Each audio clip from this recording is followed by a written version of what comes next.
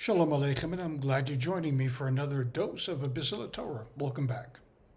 Ekev is the name of the parsha this week, and there's one particular pasuk that is a sentence or a statement in the Torah that I want to draw your attention to.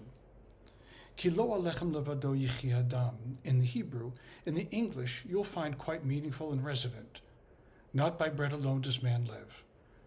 You've heard it many times in your life, and it would seem to be a statement about salivating for the greatest things you can possibly find for yourself, the greatest savories with which to eat and enjoy and perhaps get a sense of happiness and fulfillment out of eating not just bread, but things that are delicacies.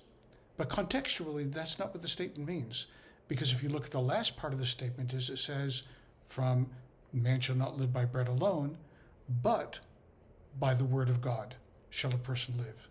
Well, that's significantly different than salivating over savories. For Moshe Rabbeinu, he's making a profound statement, especially knowing that this statement occurs within the last 36 days of his life. For him to have made such a statement, it must have been incredibly important for him to want to pass on to not only the people that surrounded him, but for generations yet to come. Why was this such an important idea for Moshe Rabbeinu? And I think it's an important idea to spend a moment on so that we can fully grapple and understand why Moshe's obsession with this idea was to place it in such a powerful position in the Bible. Here we go. According to tradition, angels come down and they blow on grass to make it grow. They whisper to the trees, grow, grow.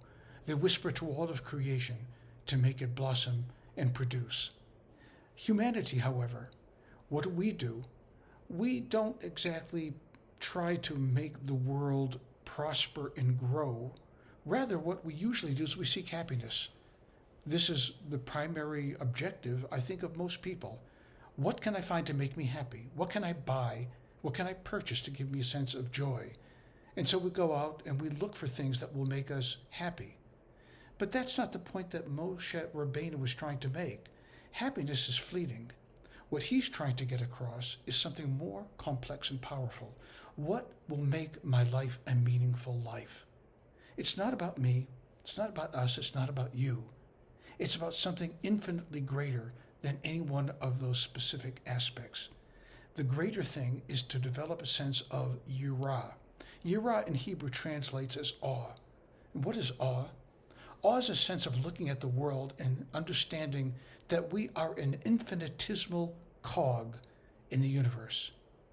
Infinitesimal in the sense that we don't make a whole lot of difference.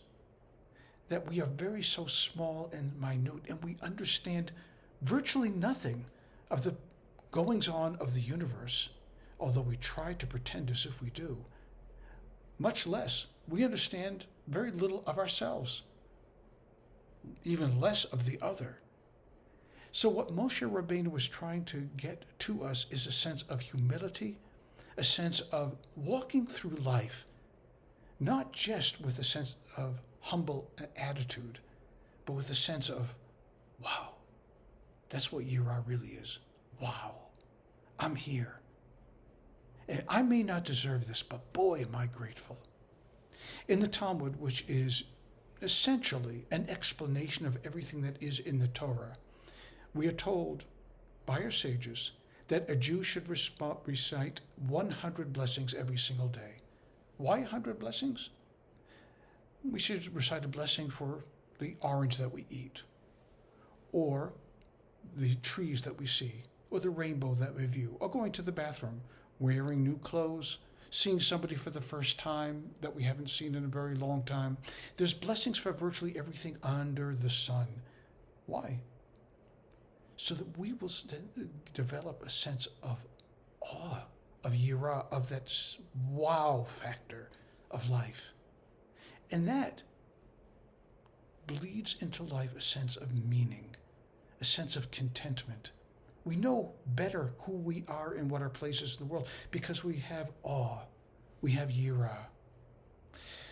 I think I'd like to leave you with this today, to take Moshe Rabbeinu's statement about man should not live by bread alone, but by a sense of connection to divinity, a vertical connection to God, that every step, every movement that we make should somehow be connected with something supernal, bigger, more powerful than us.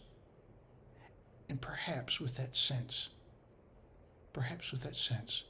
greater meaning will become infused in every moment of our day. I pray so. I wish you a good week. Shabbat Shalom.